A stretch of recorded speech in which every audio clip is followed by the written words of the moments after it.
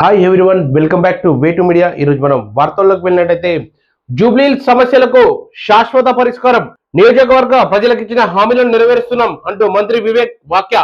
Jubilee నియోజకవర్గ అభివృద్ధి బాధ్యత తమదే అని మంత్రి వివేక్ వెంకటస్వామి స్పష్టం చేశారు.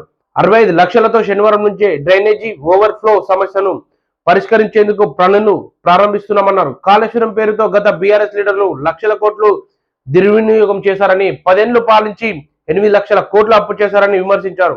కాంగ్రెస్ ప్రభుత్వం వచ్చాక పేదల సంక్షేమంపై ప్రత్యేక దృష్టి పెట్టిందని, అర్హులైన వారికి ఇందిరమ్మ ఇండ్లు ఇస్తున్నామన్నారు. గతంలో కూడా కాంగ్రెస్ ప్రభుత్వమే ఇందిరమ్మ ఇండ్లు ఇచ్చిందని గుర్తు చేశారు. రహమత్ నగర్ ముస్లింలకు కబరిస్తాన్ కావాలని అడిగారని, ఈ విషయాన్ని సీఎం దృష్టికి తీసుకెళ్లామని చెప్పారు. కాంగ్రెస్ ప్రభుత్వం అంటేనే ప్రజల కోసం పనిచేసే పార్టీ అని మంత్రి వివేక్ వ్యాఖ్యానించారు.